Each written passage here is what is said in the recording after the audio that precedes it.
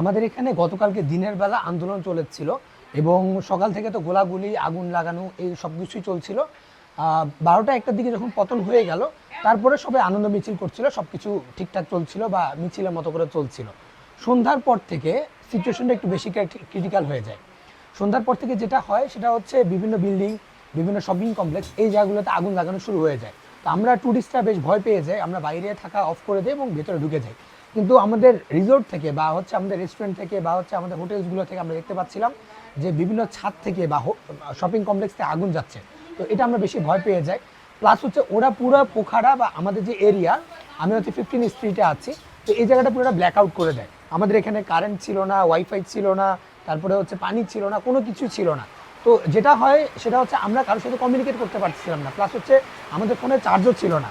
আজকেও সেম, আজকে তারা 11টা 12টার দিকে কোনো রকম ইলেকট্রিসিটিটা দেয় এবং পানি দেয়, কিন্তু ওয়াইফাই দেয় না, যার কারণে এখন আমরা কমিউনিকেশন সেভাবে করতে পারছি না। দূরের কিছু স্ট্রিটে ওয়াইফাই আছে, আমরা সেখানে গিয়ে খাওয়া দাওয়া করতেছি। গতকাল রাতে রেস্টুরেন্ট পর্যন্ত ওপেন ছিল না, আজকে কিছু রেস্টুরেন্ট ওপেন হচ্ছে, যার কারণে আমরা খাওয়া দাওয়া করতে পারতেছি। এখন এই সিনারিওতে আমরা যে কাঠমান্ডু যাব সেটাও যেতে পারছি না। কেন? কাঠমান্ডু যাওয়ার যে লোকাল বাস, সেই লোকাল বাসটা অফ, যার কারণে আমরা এখান থেকে যে কাঠমান্ডু যাওয়া সেই ওয়েটা আমাদের কাছে নেই। আগামীকাল পরশু অনেকের ফ্লাইট, তারা কেউ এখনও কাঠমান্ডু যেতে পারছে না, এখানকার ফ্লাইটও চলছে না। এখানে পোখারা থেকে যে কাঠমান্ডু যাব সেই ফ্লাইটও এখন চলতেছে না, মানে কোনো রকমের ট্রান্সপোর্টেশন এখানে নাই। সো এটা অ্যাকচুয়ালি আমাদের জন্য হ্যাসেল। আমরা অ্যাকচুয়ালি খুব ভালো হয় যদি আমাদেরকে এখান থেকে একটু উদ্ধার করা হয় বা হচ্ছে এখান থেকে একটু নিয়ে যাওয়া হয়। আমরা যদি অন্তত কাঠমান্ডু পর্যন্ত যাই, আমরা যতটুকু শুনেছি যে কাঠমান্ডু মানুষজন বেশ সেফলি আছে এবং তাদের কাছে পানি আছে, ইলেকট্রিসিটি আছে, ওয়াইফাই আছে, প্লাস ওখান থেকে এয়ারপোর্টটাও কাছে।